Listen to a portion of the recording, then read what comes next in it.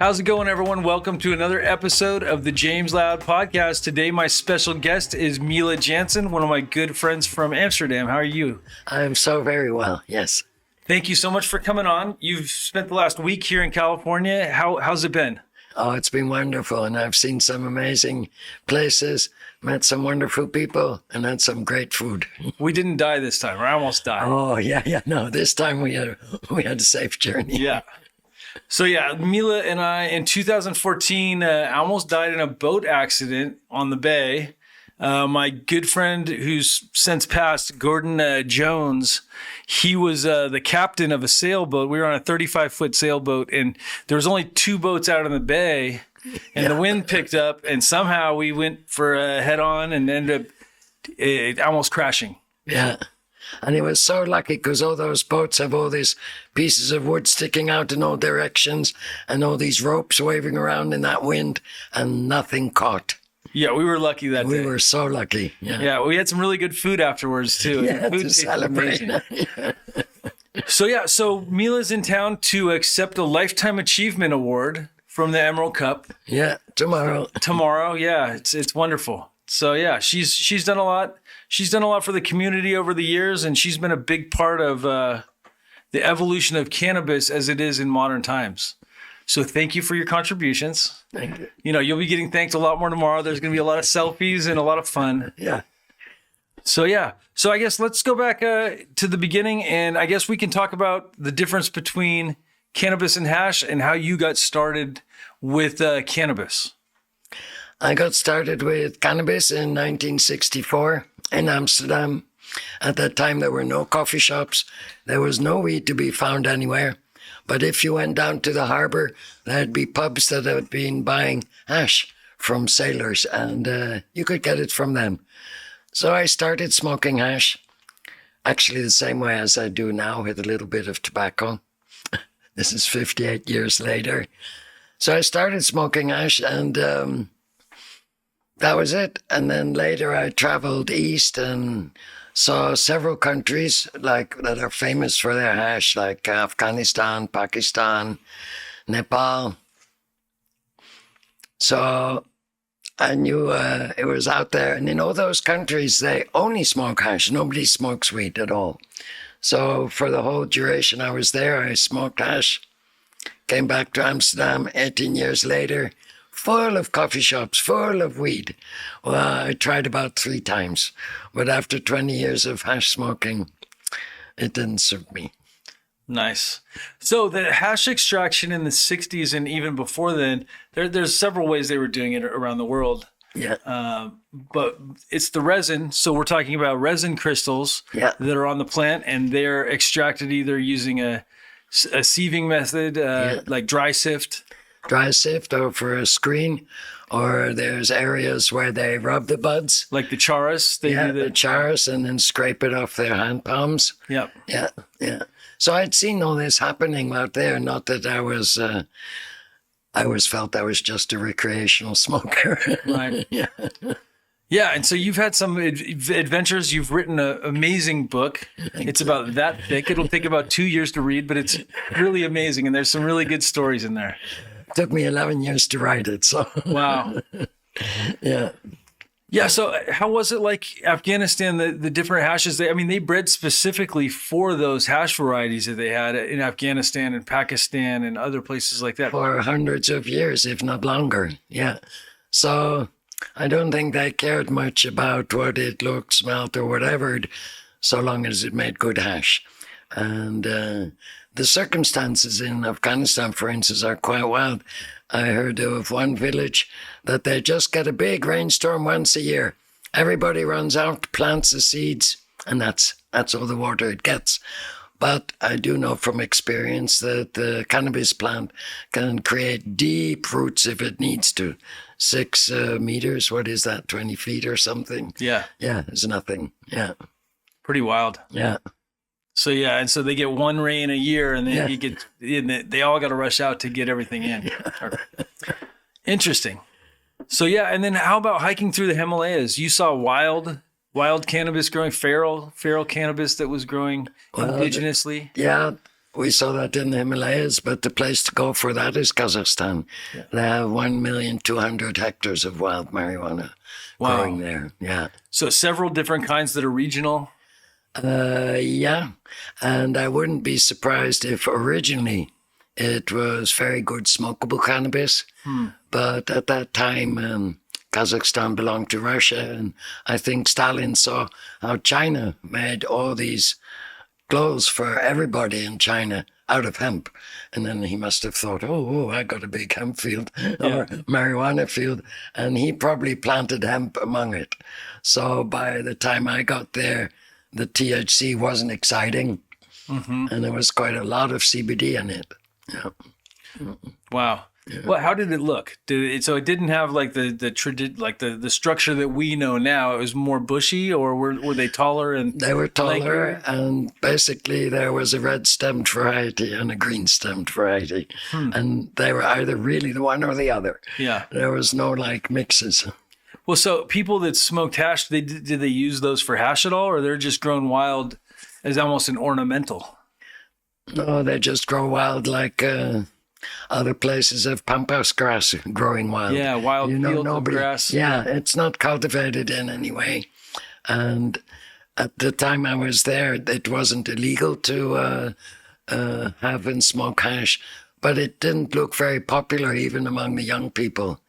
I didn't meet many people that smoked there, but yeah. So out of all the countries you've been, who smokes the most? Who smokes the most? Who smokes the most? I wouldn't be surprised it's America. And that's also because they dab. And Right. It takes a lot of flour to make a good dab. Yeah. Yeah. Well, so you've been doing the Dabadoo for over 10 years now. Yeah. It's an event where it's judged on extract, and you have some categories. Yeah, we have a dry sift category, ice water hash, rosin extracts. It's basically there's no weed in there. I always felt there's enough cups that have weed. That might be something different. Seeing as I never smoke weed anyway. Right. To avoid it completely. Yeah. Yeah, that's the way to go. Yeah. So we went to a Heritage Hash Company. Yeah. And so the Heritage, they have a dispensary up there, and it's Bell's place. Yeah. Frenchie's Apprentice. Yeah. And they have amazing stuff. They do really good work, and they gave us some samples. So they won with the Whitehorn Rose at Emerald Cup last year in the solventless extract category, first place. Okay. So yeah, and it's really exciting to see, how it's progressed. How do you feel how it's progressed from the time you first saw hash to where it is now with things like rosin, where they're actually making bubble hash? Yeah. And then pressing Well, that? it has definitely advanced a lot. I mean, when I started making hash, we never even heard about terpenes or cannabinoids. We just wanted to make something get you high. But so the knowledge also of people has increased a hell of a lot. Yeah. People throw around language that is nearly abracadabra to me, and have a lot more knowledge about what's going on. There's a lot more technological advancement, and The science of it's gone, through the roof. yeah. So And yeah, I think that's a good thing, because anything, if it doesn't grow, it dies. So if making hash grows, that makes me very happy, and I can understand they don't want to use my method. But the fact that it's growing, that it's caught on, it's become part of many people's lives. Yeah. I find that's perfect. For me, as far as I know, hash is the essence of the plant. So Yeah. Yeah, so you were a part of all this technology, actually, with the Pollinator. yeah, The Pollinator's been around for nearly almost 30 years now. yeah. So, and it's a dry tumbler. It was the first dry tumbler. Yeah, that was, I was, when I came back to Holland, I was growing, and so I had the material. So I decided to make my own hash, and then started real Afghan style on a flat screen and kind of waffling the material around, until one night I stood quite stoned in front of my clothes dryer, where they clothes dry, and they're all tumbling around. And that was in one moment that changed my life, because I thought, how about making the flat screen round? Right. And we did. And that was the first mechanical system to separate the trichomes. Yeah. I mean, people have been doing it by hand for longest time. Yeah. And you've been selling them all over the world. Yeah. So yeah, it's been a great thing. Yeah.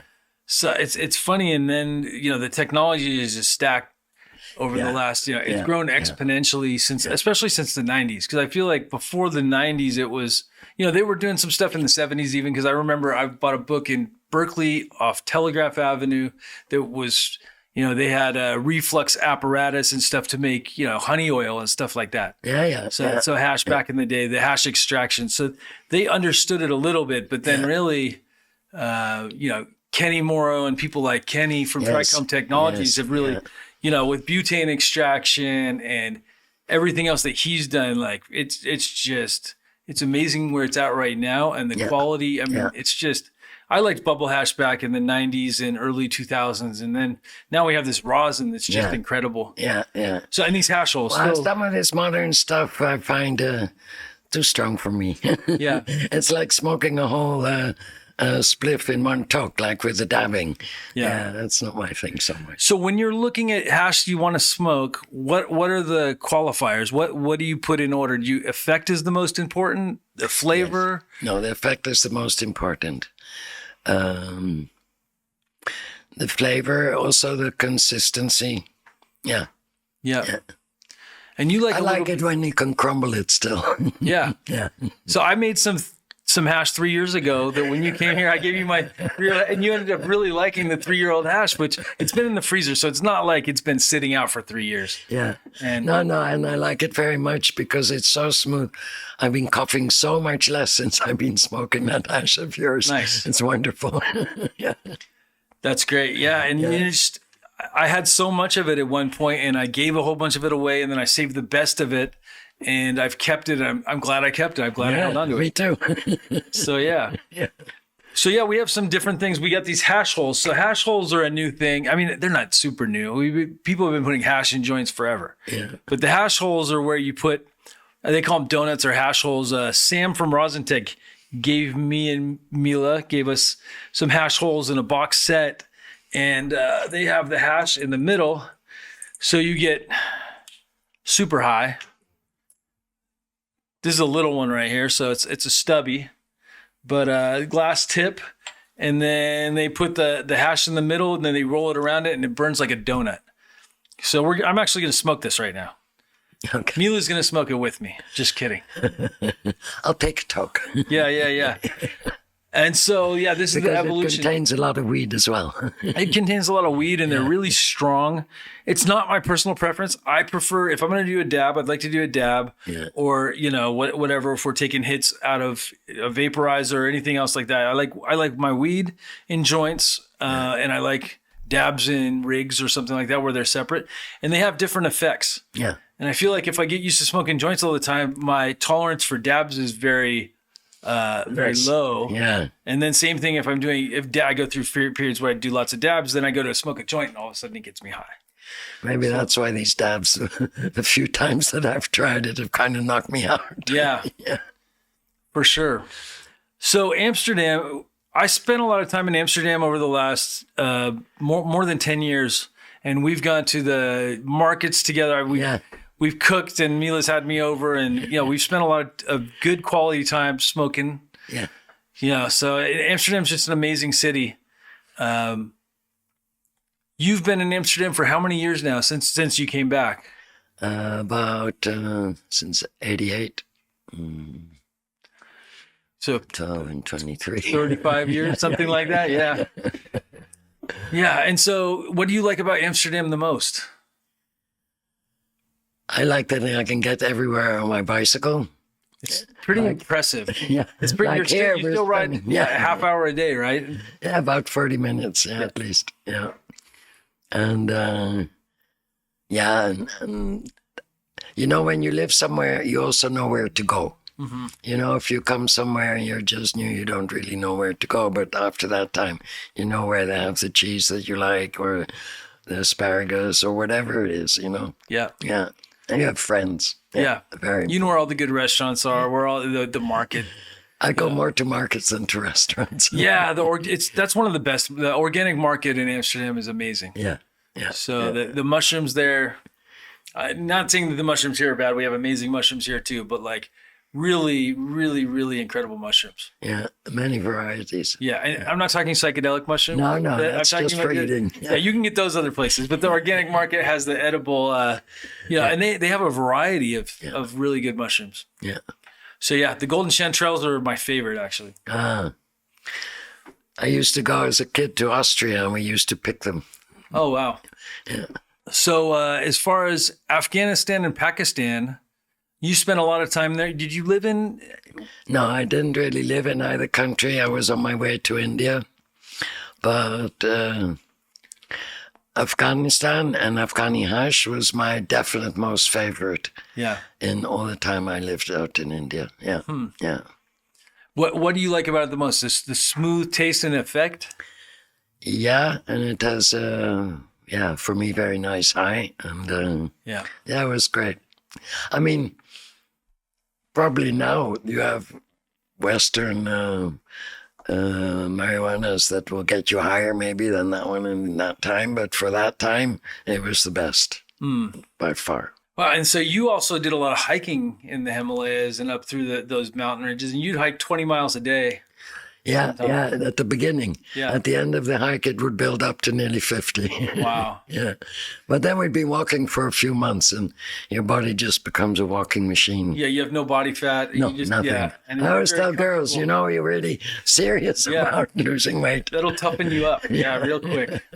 The Dabadoo, the first Dabadoo, I helped you with the Dabadoo in 2014. I cooked for the Dabadoo, and Nicotee and Dougie. Yeah. We put it on together, and hopefully we'll do another one next year. It'll be the 10-year anniversary. Okay, sounds good idea. Yeah. That was a fun event. Yeah. So and you've worked with Nicotee and Dougie on other events, and I visited a lot of Dougie's events. Chalice for me was the most amazing events with everything that was to be seen and there. Yeah, Dougie is a special breed. Yeah, he's one of those guys that when he tells you he's going to do something, it might sound crazy, but then he goes and does it. Yes. And it's a lot of times it's over the top, and it's like, holy shit. Yeah.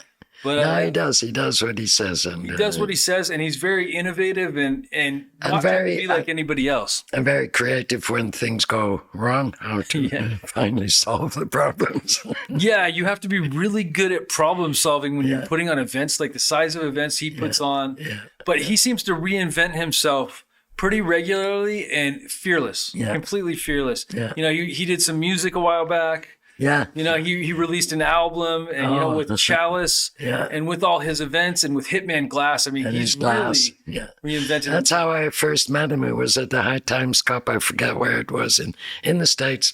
And he had this amazing smoking, it was like a table made of glass, and then it was like a hookah. It had like 4 different come out to talk on. The mouthpieces. Yes. And it was just a beautiful piece of glass.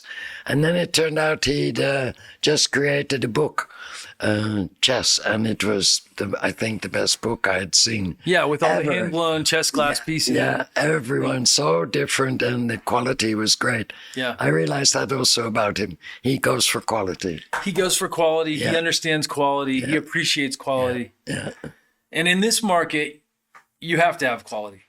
Yeah. Maybe 10 years ago, you could get by on volume as an individual. But I think really, if you want to be competitive in this market, you have to have good quality, whether it's hash, flower, genetics, all these things play a role. And I mean, it's important to have the best quality. Yeah.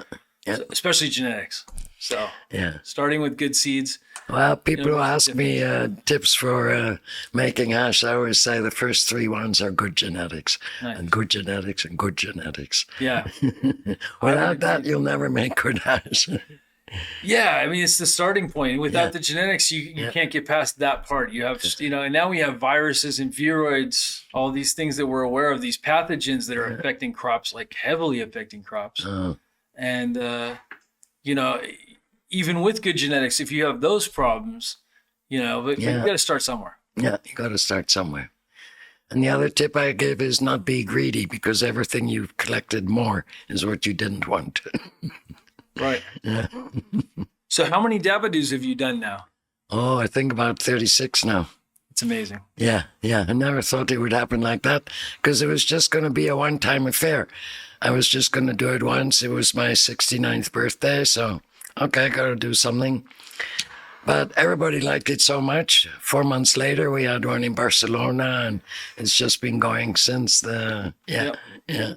Last fall, I did a trip through South America, stayed in 8 countries, and had 7 dabadoos, actually, and it was just amazing. And I really like it there. You know, we had like glass blowers that would follow us along for 3 or 4 dabadoos, or other people you'd meet in Uruguay that had come from Colombia or Costa Rica. We started in Brazil, Uruguay, Argentina, Chile, Peru, Mexico, Costa Rica, and we ended in Colombia. And I had my dabadoo there on the beach at my birthday. So that was very nice. Fantastic. Yeah, people in South America are very passionate about extract and flower, about cannabis in general, but like embodying the whole lifestyle. Yeah. And I was there 3 years earlier to have some dabadoos, and the quality and the amount and the interest has increased so much. Really impressed me is the quality. Yeah. Even in Mexico, where, you know, I think coming from America, Mexico was like, oh, that's where the shitty weed comes from. But going there a year and a half ago, it opened my eyes up. The quality has gotten a lot better. They're bringing in genetics from the United States, also, good or bad, but like they have some really amazing blends of some Mexican stuff that I've seen and some Oaxacan stuff that was really good. And, you know, I mean, a lot of the good stuff came from Mexico too. I think people don't give enough credit to the genetics that have come out of that area, Colombia, Santa Marta, all these, you know, these amazing genetics that we're using even today. And I really like Mexico and South America and the passion. I mean, Spanish people too. I mean, I think we have passionate people all over the world. It's just amazing how passionate people are, you know. No, I really had such a good time there. It was wonderful. Sometimes like a magical mystery tour, you had no idea where you'd be sleeping the next night, but that was okay too. Nice. It's always an adventure. Yes. So with the dabadoo, you typically get like 50 entries, 20 to 50 entries? Normally we get between maybe 18 and 25, going up to 30. 35 max, except for in Chile, where there were 110. That's pretty amazing. But he'd gotten permission to add weed to his things. But that was pretty amazing. That was a wonderful dabadoo out in the nature. And Dabadoo out in nature sounds fun. Yes. Italy, have you been to Italy? You've gone to Italy at all? I've been to Italy, but not with the dabadoo yet. Yeah. But with the hash? No, I did I was taking part in the cannabis cycle tour to raise money for medical purpose. And one of them ended in Italy. Nice. Well, Italians love their hash. I feel like my Italian friends. And the Spanish. Spanish, for sure. The people love hash all over. You can't just really isolate one. But my friends that are Italian, they like hash more than weed. Yeah, and certainly once you get to Turkey and east of that, I don't know, maybe in the southern regions you'd find some weed, like in Thailand or India even, but all the way from Turkey to China, they smoke hash. Wow. Yeah, China they still have people that smoke hash in China. It's super illegal there. But, I've found a couple of pollinators there. That's funny. And not to the factory that's going to copy them. Right. Hopefully. But that's happened before too. I think, with everything and with technology and time. This is really good. This hash hole tastes great. Sometimes hash holes. I was going to try one puff. Yeah, it's actually really good. And that's probably the perfect point of tasting it. I think we burned it down enough to where just far it has a good, the good flavor from the hash, and it's nice. Super smooth. I mean, it doesn't hurt my throat. It's not affecting my. The high is nice and clean from it. It's not bad. Not bad at all. Have another puff. Yeah, the hash hole is more of a modern name for it. It's but it's really trendy. That's the big trendy thing right now. And some people make big hash holes where they put like 4 grams of flour and do a gram of rosin or a gram of hash in there. They're good for parties. But this has a really nice oil ring around it. It's burning nice and even. The ash is white in the center. I don't know if you guys can get that. But yeah. So our good friend Soma is getting an award for, I believe it's Breeders' Hall of Fame for Emerald Cup. He can't come to the States to get the award, but... No, I'll bring it back for him if it's not too big. Yeah. So yeah, and Soma's a good friend. Soma's we're both good friends. We've gone to dinner with Soma and Ed. I think Ed will be by in a little bit, but yeah, Ed's a character. Yeah. And I think we've had some crazy conversations between the 4 of us in Amsterdam before at Golden Temple. Yeah. My favorite restaurants over there where you get to sit on the floor and... I don't know. I'm a home cooker. I don't go much to restaurants. Yeah. Yeah, me when I travel, there's no home cook, so I end up unless I'm over at your house. I'm mostly going to restaurants and So yeah, it's great. And then you like Barcelona as well. That's one of your favorite cities.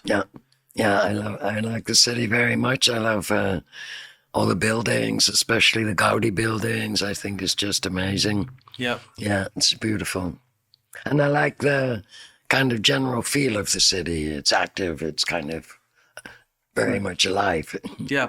And you're a pretty adventurous eater. Not all Dutch people are as adventurous. So, it's interesting. You like sushi? You went to sushi the other night? Yeah. You've got to enjoy some of the good food in the Bay Area. And there's so much diverse food here. Yeah. Jumping into talking about the achievements over the last 60, 70, 80 years of achievements. I think being a woman, the biggest achievement in my mind is your success being a woman at the time when you're a woman in Amsterdam. It's a competitive market as it is, but it's a man's world. The industry, you had to be tough. Yeah. I have my aunt who she was in the cannabis industry, growing back in the day. She's another one, and it's like it's a very competitive world, and there's very few women that actually break through and be successful. There's a lot of people that try it, and there's been women that have been successful, but you were one of the pioneers of that.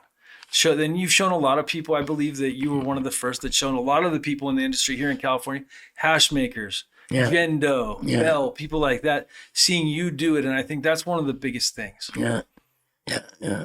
So, and the Pollinator, I mean, being able to do the Pollinator and being successful in business. Yes. And we still sell them. You still sell them, and you've had your house for 30 years almost, right? Yeah. So different locations, and you've had a lot of fun along the way. A lot of fun along the way. I didn't start the business until I was 50. So already I had a lot of fun. Yeah. And I'm very glad, actually, it turned out like that I spent when I was younger being full-time there for my children also, and having fun. Well, so tell us about your children. So you have your daughter helps you out a lot with everything. My oldest daughter, she helps me. She does all my Instagram, all my media, all these things. And that's just wonderful. Then I have a son who's manager of my company. He had to learn all that, but he's doing okay. Yeah. And then I have another daughter, and she's an ecologist, and she advises cities and towns with their parks and mainly with their bats. With the bats. She does a lot of research about the bats because they're protected. And then I have one more kid. He's my youngest son. He was dyslexic like hell. They wanted him 3 times in first grade. And now he's a PhD, and he's let me say this correctly, computational pharmaceutical chemist. Wow. And he just got his first patent for some medicine for blood cancer. I tried to tell him he could get a good job with marijuana, but he likes to invent compounds, and then knowing to which receptors they go. He can works like that. Oh, anyway, that's how he tries to explain it to his mom. Right. Yeah. Well, that's wonderful. Yeah. Wow. The hash hole hit me. That's how It works. The effects work. Yeah. So in the States, when did you start coming over for cannabis events? I guess in the 2000, around 2010 when they first started with that cup, or did you travel around here before it all? I'm trying to remember when I first came here. I had a friend who used to work for High Times, Annie Rican, and she wrote the first article about the pollinator for High Times. Yeah. And Jen wrote another one. yeah, but that was later. No, yeah, she started all ash green. Right. Yeah. Her article just had on one page, ash green. Yeah. More or less. But Annie introduced the pollinator, and it was a few years later. I can't really, when you get older, your memory. Dates change, time change, names change. It was a few years after I came out with the pollinator. Yeah. Yeah. So the mid 90s sometime. Yeah. Yeah. So yeah, and you make different sizes with the pollinator, and you started out with the smaller size, and then you got the big commercial size. Yeah. Now we got one that's good for 11 pounds, 5 kilos anyway. So I think that's about 11 pounds. Yeah. Yeah, pretty wild. And we're building a newer version of the Forever, but that's stagnating a little bit, but we'll get there. And with the idea with Forever, like in the other ones, you throw the material inside the drum and it turns, and the Forever is open-ended at both sides. So we used to have another model before, and I sold them quite a lot to South America, and I always said, as long as you have someone to shovel, it'll work. Oh, nice. They just shovel it in one end. Yeah. It goes through and then comes out the other end. Yeah, yeah. And that one you could put in two positions, and one it would take about 3 minutes to get through there. So that was like a first quality, and the other 15 to 20 minutes, so much slower. Yeah. So you'd get more, but it was really more Higher commercial. yield, but there's a lot more plant material in there. Not so much that yet. No. Depends on the temperature you're using your machine. Right. And some people used to use dry ice in the machines. I'm not sure if they still do that, but I don't know. I don't know how they would do that, because we tried one time, but then the whole screen gets wet, so the tar combs don't fall through. You got to do it in a cold room, I guess. I'm not sure. We made bags for dry ice, and we had some demonstration scenes one time at the High Times when the last one they did in Amsterdam. Yeah. And I don't know. The first 30 seconds to a minute, maybe it's okay. You just get the trichomes. But because all the material is so cold, the leaves are going to start breaking up. And so after a minute, for me, maybe it's okay for butter or cooking, but not for smoking anymore. Right. Yeah. Yeah. So when somebody asks you what your flavor is, what are you usually your favorite flavor? This one. Yeah. The one in my hand. The one in my hand. I've heard that a bunch of times. Yeah. Because all the other ones are past and future, but they're up in the air. And I kind of grew up in the age when live here now. Right. Counted. And, and now also it's so difficult, especially if I'd come to the States. Every time I come back, there's at least 100 new names. Yeah. So, it'd take me a whole year to try them all, which one I'd like best. Yeah. Yeah. Notice how she said names, because there's a lot of renaming going on. But well, whether they're renaming them or whether the names come out of new crosses and whatever. Yeah, there are a lot of new crosses. Yeah. And the style changes slowly over time. Yeah. We went from But it's impossible for me to really, from all this what's being grown and produced here, to say which one for me is the best. Yeah. So, this one. For right now. Yeah. Until there's a next one. Yeah. So coffee shops in Amsterdam, you saw the coffee shops evolve into what they are now. And it's changed because 5 years ago, the red light was much bigger and there was more coffee shops. Yeah. They've closed. But slowly over time, how many years did it take to get where it was in its peak? I think maybe between 91 and 94 was really its peak. Wow. I have a collection of newspaper headings, and all of them, the police support legalization of marijuana. Mm-hmm. all kind of in that way. So everybody was expecting it to be legal, by 94, 95. Yeah. And I don't know. I guess we just vote wrong, because even after 40 years of coffee shops, it is tolerated to sell in the coffee shops, and they love to get their percentage of taxes. But it is illegal to grow for the coffee shops. So this is just typical Dutch hypocrisy or something. I don't know where it came from. And that after 40 years, they still don't see any sense.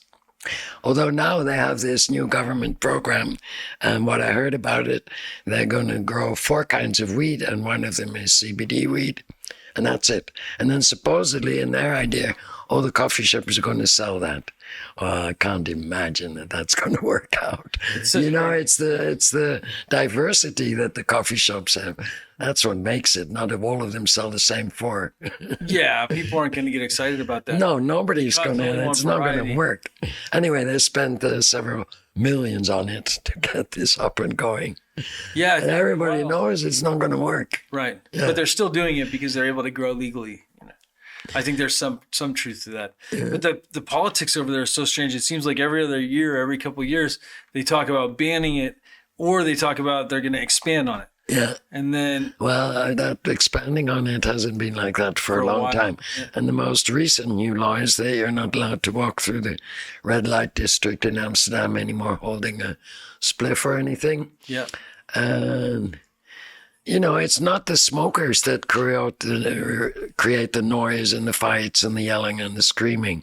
We all know that's the people who are drinking. Right. So, yeah.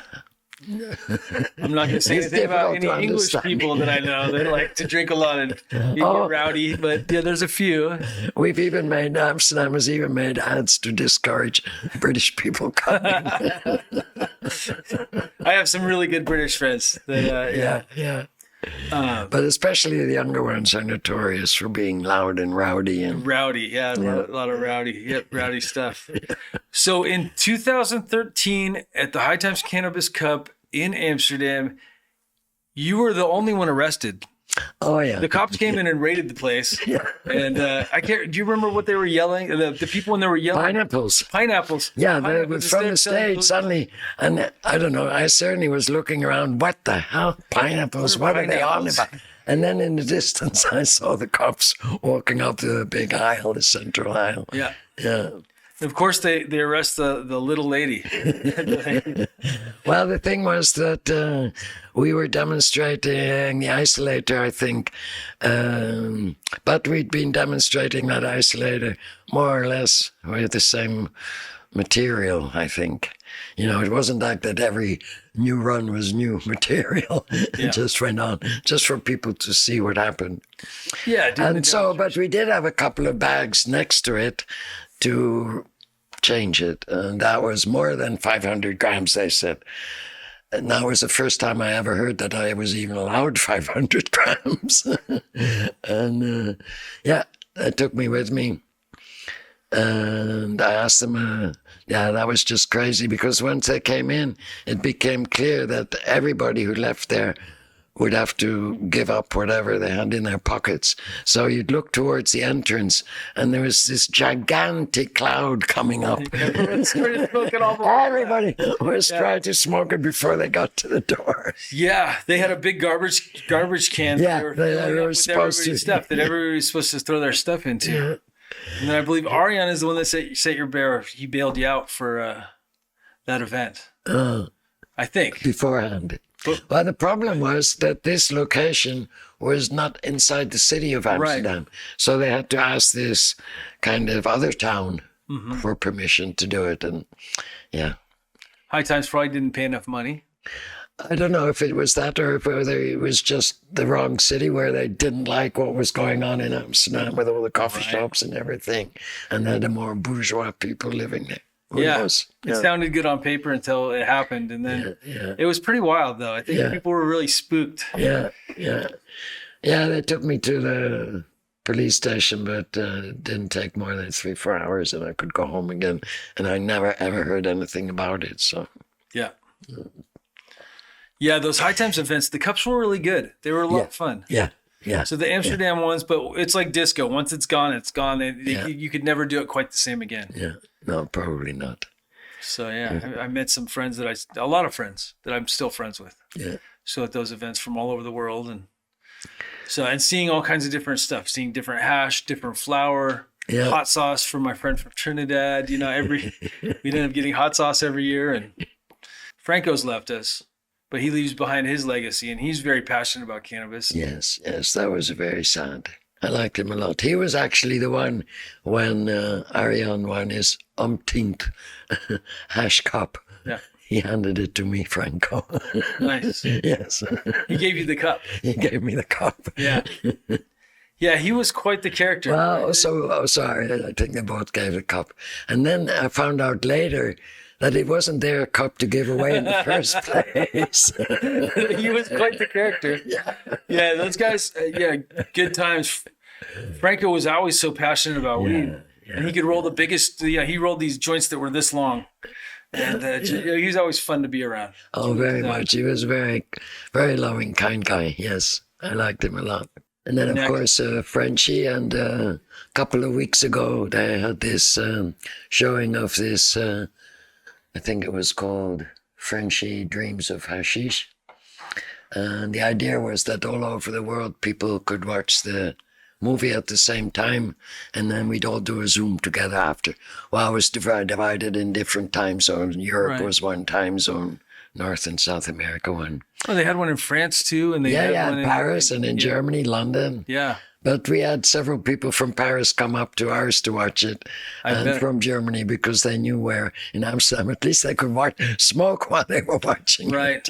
And we did it in the Cannabis College, and that was very nice, because first we were going to do it in a Prix d'Ami, the coffee shop there, and but then he said it's the biggest day, the most busy day, and the most busy time, 7:00 in the evening. So I was imagining standing at the door, and there's 200 people trying to get in, and you have to figure out the ones which are coming to see the movie. Right. So it was great. We could do it in the Cannabis College, and we just put out the message, bring stuff to share. And that was amazing. We had so many edibles and everything. It was a really nice party. Yeah. Nice. Yeah. And the movie I really enjoyed. It was just great to hear him speak. Towards the second half, they had a lot more of activists and politicians talking. I don't know. I figured maybe it was worth 2 movies. Yeah. Yeah. Yeah, it's really sad about Frenchie. Yeah, really sad. Yeah. Very unexpected. Yeah. You know, he was full of life up until his last breath. Yeah.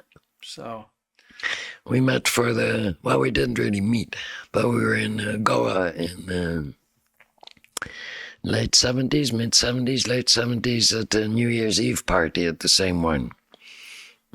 But he was like 25 years younger and a bachelor, and I was a mum with 4. So, and he was a Frenchie. I spoke French in the French gang. And they were very separate. Yeah, because nobody else speaks French. Right.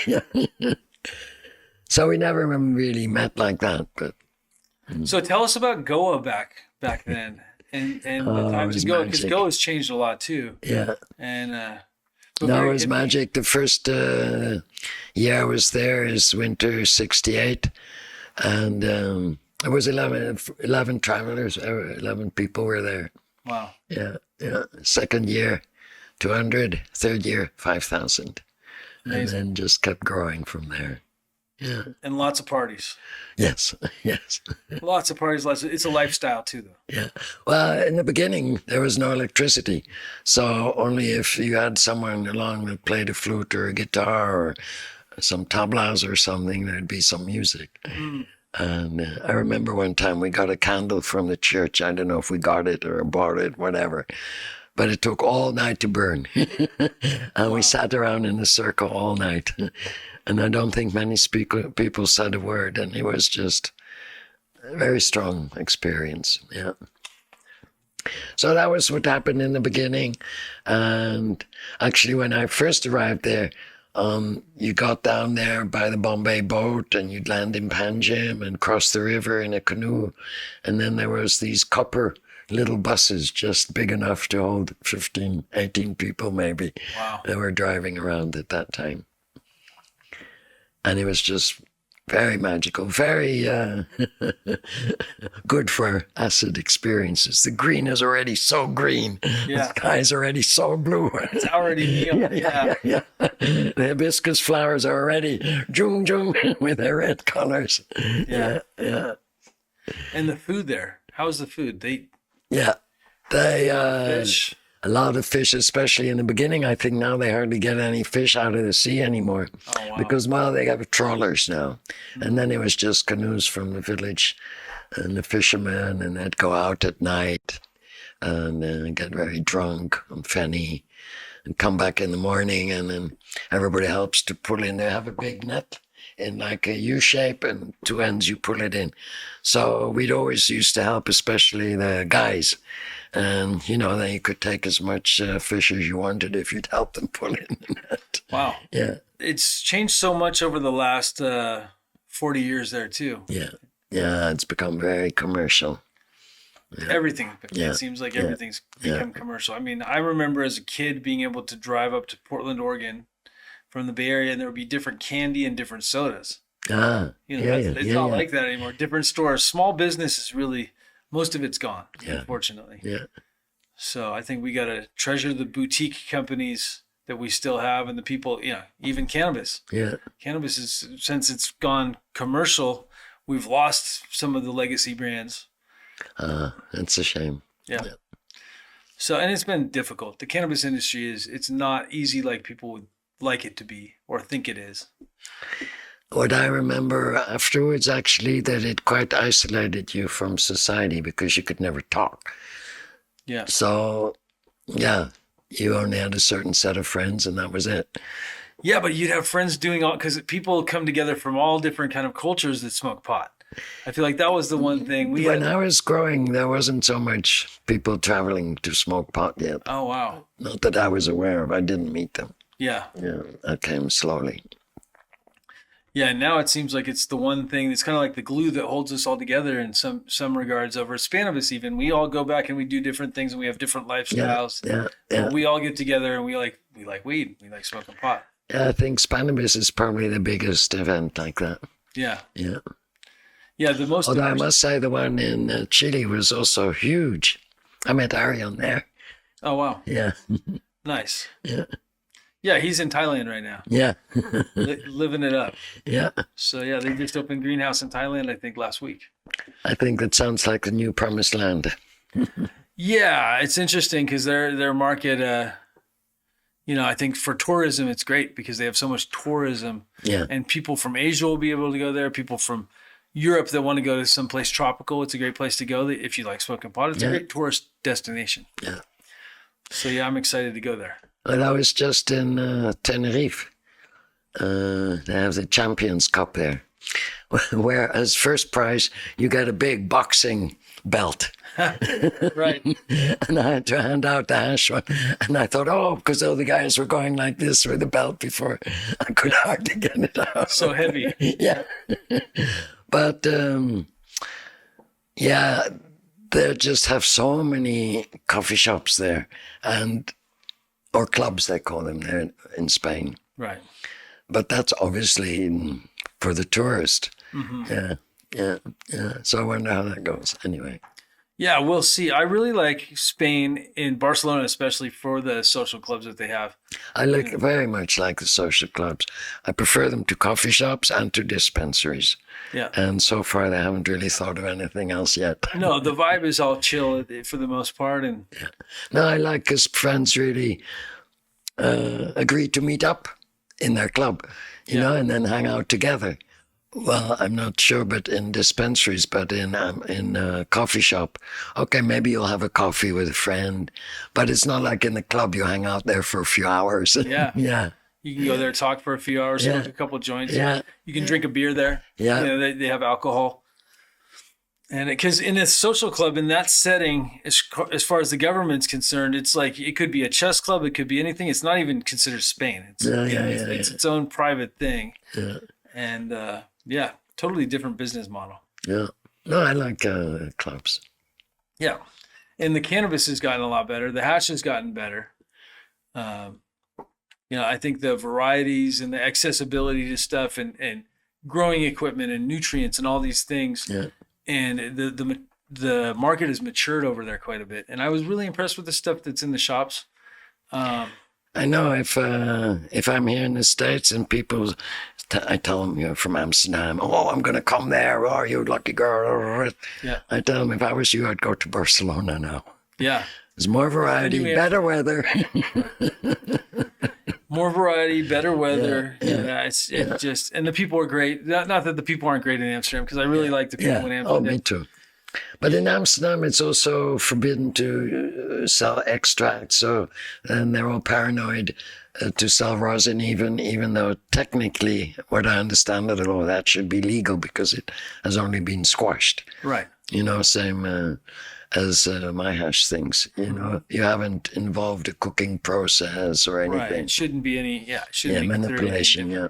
But even edibles, you have to have an ugly looking cake. It can't be marketed it can't be marketed towards kids, obviously, but it can't be. None of it looks good. It's ugly cake. And because I think technically by law, it's also not really allowed. Right. Yeah. Some coffee shops have bubble hash and they do have rosin. They don't call it that. Right. Yeah. They just call it isolator. Yeah. Yeah. I like, and Amsterdam has a good variety of stuff. So if you know where to go, you can get really good stuff. It does. But now American, but you got to climb 4 stairs to get there. Right, you got to, seriously. It's a workout though. So. Yeah. But I think before, yes, definitely.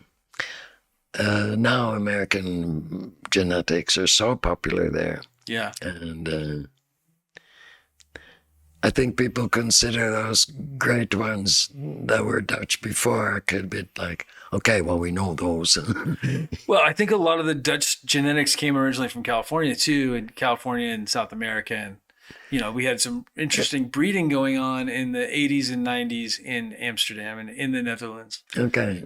So, yes, but some really good stuff. Okay. So, and now it's coming back in the States. These hazes are coming back. But I never found any weed in the 80s, did I? No, not in the 88. But you weren't looking for it. Oh, it was. Of course it was. Yeah. That's when the city was full of it. Yeah. Yeah. Yeah. That was before my time in Amsterdam. Yeah. But, really, really interesting. And the breeding projects that went on, things like Super Lemon Haze and Amnesia and Liberty Haze. And, cheese is not necessarily from Amsterdam, but very popular there. Extremely popular. Good hash strain. And, and there are so many seed companies. Yeah. And Sensi went big. They did a lot of stuff. A lot of seed companies. But not so many new ones. No. In the last 10 years, maybe just a few. While in Spain, I remember from one year to the next, and, you kind of keep track of what's going on. There were suddenly 46 Spanish seed companies. Oh, yeah. But only 10 of them actually probably made seeds. The rest were just buying seeds from somebody else to resell, too. Who knows? Yeah, totally. But, seeds wasn't my business. Right. It's an interesting market. But and each one of the seed companies in Amsterdam, they all had their classic signature genetics. Yeah. Luke from Paradise, he had his Sensi Star, that's his claim to fame. And Greenhouse, they had several over the years, and so it's interesting. But all the older companies, they really had that one claim to fame genetic, their flagship. And I think the first one was White Widow. White Widow. Yeah. Yeah, it's funny because I don't know if you saw the White Widow that I had last week. I had some White Widow flower, but it's the first time I've seen it since the 90s. We had this stuff called the Sweat. It was a phenotype of the the White Widow, and it was super, super, super strong. And these guys in Richmond would grow it, and it was this crew of guys, and this stuff was super expensive, but it would make you sweat. Had nothing to do with the genetic sweating or anything like that. It would make you sweat, literally. you would be dripping sweat after you smoked it because it was so strong. And that was really good White Widow. And most of the European stuff is very kind of a vanilla White Widow. We don't see the really strong, pungent smelling White Widow. Yeah, you have Shanti Baba. He Origin, I think, developed that. But then he made other ones also. Yeah, that was pre-greenhouse, I believe. Yeah, I think the stories there, maybe. The stories, yeah.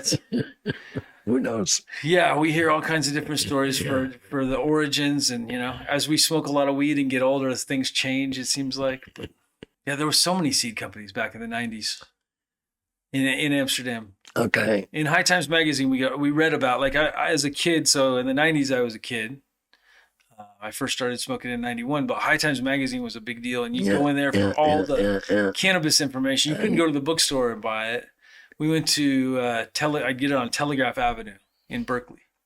So, and we had these seashell pipes. And this guy would, make these seashell pipes. And they were like $10 or $15, which was a lot of money at that time compared to like now. But yeah, good times. And it was like still, you didn't. And you had the High Times. Oh yeah. And they had High Times and Ed Rosenthal books, Jorge Cervantes books, Mel Frank. They had those three staples. And if you wanted the books, you'd get them on the street in Telegraph or on Telegraph. So go get some lunch, skateboard around the city. I think at that time, maybe some books would be starting. Because once I started my shop, we started selling books, and in the end we had like 150 titles, half of them about cannabis, and half of them about psychedelics and mushrooms and everything. Yeah. Yeah, there's a lot of good books out there. There's a lot of good books that you can't find here in the States that are only in Europe. Maybe. That I haven't seen them in the States. You guys have a lot more books, it seems like, on the subject. Yeah. Nobody buys books now because they'll get their info from Google or whatever. Well, next is ChatGPT. You just you ask the app what you want to know, and yeah. You can actually train it to do different things. But it's this AI you can technology. Get it to write your essays and book reports. You can, but it's very soon. If you do, they'll be able to. The teachers are going to have a way where they can find out. Yeah, at the moment there's a big to-do about it because smart kids are using it and the teachers aren't aware of it. Yeah. Yeah, and just finding out about it, so now they're doubtful of anybody's writing. Yeah, it's really interesting. What do you think about all this technology? Do you think it's good? I know when we were talking earlier about nuclear, you were very against nuclear. Well, like I said, mainly because they haven't figured out what to do with the waste material. Right. I think once they get that solved, I do believe what I read and know about it, that it's good. But then you also have these terrible accidents like... like Fukushima. Yeah. And in Russia that time. And Chernobyl and Fukushima and these things. Yeah. And it is clean energy. I think it is clean. Yeah, Yeah. It's an interesting conversation for sure. But then as far as technology now, I think... it goes totally beyond me because even my phone, I don't know how to deal with it. You know that my phone gave up phoning a couple days ago. Yeah, you took a little break for a couple of days from your cell phone? No, I can't get it to work as a phone anymore. Oh, right. Now I can only do Gmail and WhatsApp and whatnot. No, and I dread the day that they really have to get a hearing aid because I hear that goes on an app on Bluetooth also. Yeah, everything has an app. Yeah, I know. Everything is Bluetooth capable now. We're talking about dab rigs, lighters, all this stuff. It's all, we rely on technology. Yeah. Maybe a little more than we should. Maybe, who knows? But it's obviously the direction is going, and I won't have to keep up for too many more years.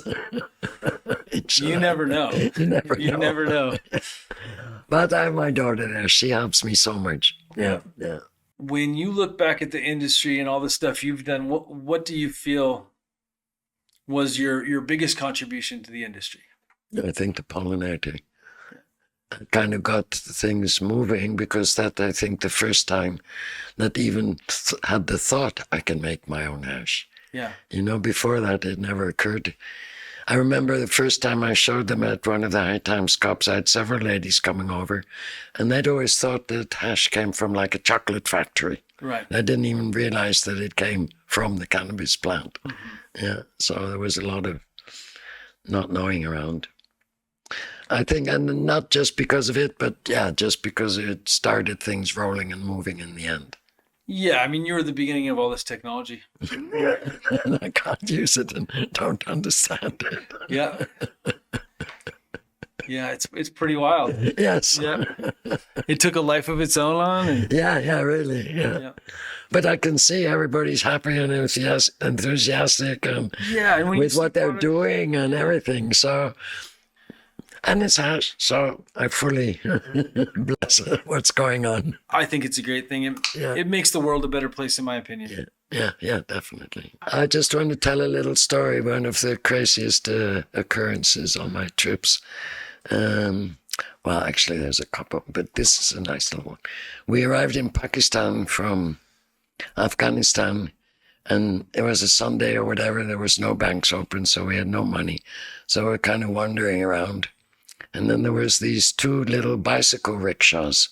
They were quite small, but beautifully decorated with colors and blinkers and everything. So having nothing else to do, we followed them. And we ended up at this circus. And not only the owner, but everybody in it was a little person, what you call that correctly, a Lilliputter. Yeah. You know, nobody was bigger than up to my waist. Nobody. And even the owner, and he had his own tent, and it was made of silk and applique, and he sat inside like some Middle Eastern royalty. He had all these poofs there, and his hookah in front of him, and with his enormous turban and beard, everything. He even had dancing girls, although what they were wearing was quite hilarious. They must have heard about bras from the West and bikinis and stuff or something. But what they turned out is something I'm sure Madonna got her idea from them. You know, Yeah, it's really the pointy, Yeah. the pointy bra, Yeah. or the cone bra. Yeah. And we stayed there for 3 days and we performed in the circus. And my daughter, who was 3 then, would sing Baba Black Sheep, and everybody crooned and was wonderful. And the guys would dress up as bears and have fights. And they thought that was great. I don't know what otherwise they had in that circus. And I had to dance rock and roll with some of the guys. But even the whole orchestra were these small people, so they played the bass standing on a stool. Yeah. Yeah, it was a crazy Wow. situation. Very nice. They looked after us very well. Yeah. Really cool. But to get there was actually the first time that I really smuggled some hash from Afghanistan into Pakistan. And we'd ended up traveling through Afghanistan finally to the Khyber Pass. And that's apparently where trucks came from India to stock up on hash, as far as I heard or experienced. But you could get it there, $20 a kilo. So with my last money, more or less, I got 2 kilo. But I was traveling with 6 guys, Western guys at that time, and everybody got some. And then we got closer to the border. So in the end, I took all the hash, put it in a big bag with some towels and kid stuff on top, sat in front seat with my daughter. And the driver was very concerned if I was enjoying it and was I okay and everything. And then we get to the border and one of the border guys comes over because Milus and me, my daughter, we got invited to have tea with officer. Officer had never seen a little girl with blue curls and blue eyes, blonde curls and blue eyes. And we had tea and ate cookies. And in the meantime, the whole bus was getting searched. And also very much the locals. I don't know what they were supposed to be bringing from Afghanistan to Pakistan. I think stuff like rice or some vegetable. I don't think hash was involved. Anyway, finally, everybody piled back in the bus. And the officer himself carried my bag back and put it back in the bus and continued. That's great. Yeah. Yeah. So tell us some more stories about smuggling. I know you got some good ones. Just because we got talking about Afghanistan when I arrived there, that was also something. We arrived on the bus But the bus didn't really want to ride all the way to the border because he had a whole next lot of customers waiting like 6 hours earlier. So he dropped us about half a kilometer away from the border, pointed up the hill. He said, that's the border. But it was in the middle of the night. It was all dark. So we got our luggage. I mean, you didn't carry more than, or have more with you than you could carry in those days. That would have been stupid. So took our luggage and walked up there. And there'd both kind of shapes in the dark. Either they were walking your way or the opposite way or just standing still. We got up there and there was some chai shops and they all had these kind of beds around where people sit on and eat and drink their food. And it was great, some tea. And suddenly the border police or control come over and they're carrying something with them and it's their hookah pipe. Okay, they put their hookah pipe and fill it and everything. And they show us how to smoke, me especially. And then they just said, welcome to Afghanistan. That was just such a magic moment. Couldn't believe it. Wow. Yeah. Yeah. No, I really liked the people there. They were very welcoming and we ate everywhere in lots of houses and met. It was really a nice country in those days. I always felt it was because we all loved the hookah pipe. Yeah. Yeah. When they grow in some really harsh climates there. Oh, really harsh climates. Yeah. Yeah. So Mila, tell me your story about the American Book of Law. The only time I ever had the American Book of Law in my hands was when I bought it secondhand on the market in Delhi. And that was a time when I used to send back books sometimes with some hash in it. And this Book of Law, I don't know, it's huge. And it was like a treasure. And he made it. I used to, I sent it to Holland and it made it. That was very nice. But the feeling of having this Book of Law for this very purpose of cutting it open and putting hash into it and shipping it out was something special, extra. Yeah. Well, and I think, even on a higher level, like without doing things like that and breaking the law and pushing the limits, cannabis wouldn't be legal today. Yeah, probably. So that's another one of your legacies, for sure. I think, not even probably. It's 100%. If people didn't do the illegal stuff and break the law, it would not be legal today. Yeah. So I don't know why it was legal in the first place. That's a whole nother That's podcast. A whole different story. I still think that started here in the States. Yeah, I believe you're right. And so, unfortunately, but I'm glad we're at, I saw when I saw medical for the first time in 96, I knew someday it would be legal in my lifetime. Okay. I didn't know how soon. I didn't realize that it would happen like it happened, but I knew that it was going to happen. Yeah. And I was excited for it. I think. I don't know, by that time I'd been smoking so long and never really considered it to be medical. So I thought it was more like a ruse to get in through the back door. Yeah. But since then, I've also changed my opinion about myself and realized I've been smoking medical all those years. Yeah. And that's why I never touch wood, get very sick very much. I believe it was Dennis Perron that said it's medical whether you believe it is or not. Yeah, something like that. Yeah, I think there's definitely a lot of truth. Yeah.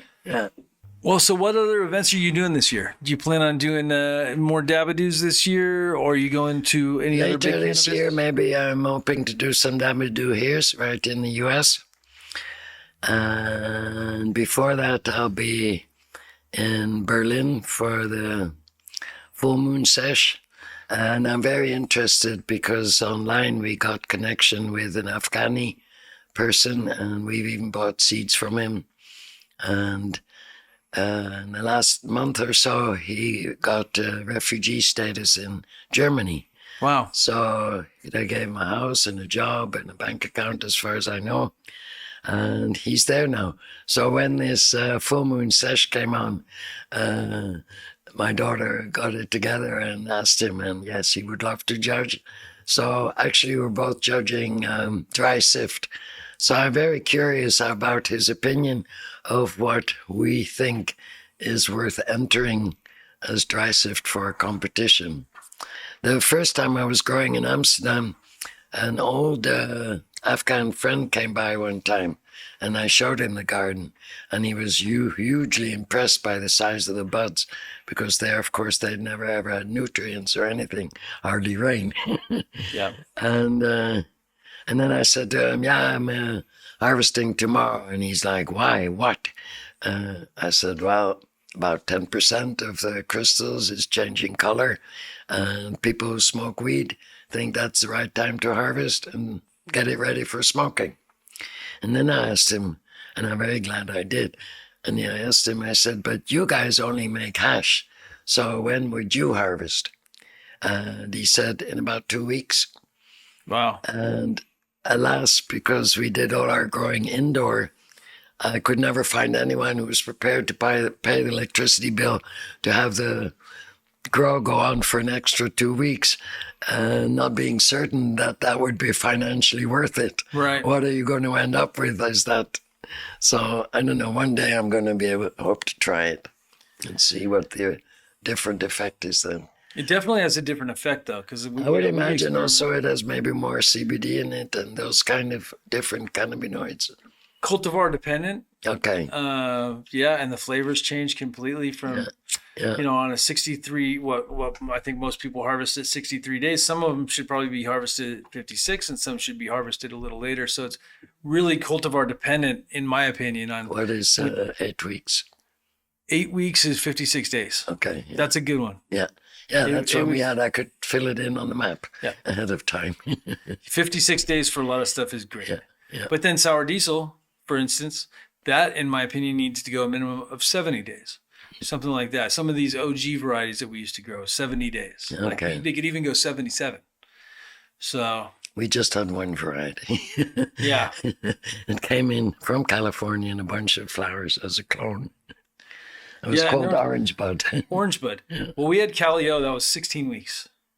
So I never grew it. One of my friends grew it back in the day, but 16 week. Is that like a more sativa? Yeah, it's very, very equatorial sativa. I think, Oh, yeah. but really orange. It was like the pre-tangy bud that had that tangerine orange flavor, a little rind in there, and really, you know, the effect was good though. Really nice. So yeah, so thank you so much for coming out on the show. I really appreciate it. I'm so glad to catch up with you. Yeah, that was wonderful to spend some time together. And Yeah. yeah. We didn't go hiking in the redwoods like we wanted. No, we wanted to, but we'll do that together one day, next time. Yeah. So when people want to find you online or in Amsterdam, how can they get a hold of you? They can look at pollinator.nl, www.pollinator.nl. My Instagram is Mila Queen. And then you're off to New York after this to go see Dougie. Yeah. He's got Taste of New York happening. So hopefully we'll get some feedback from that event. I'm sure it's going to be amazing. Yeah, I'm sure. Yeah. Well, thank you again. And thank you for having me here on this show. And thank you for putting up with me for a week. You've been a great guest. And you've been a great host. I really enjoyed myself. And you have a fantastic garden to unwind in. Thank you.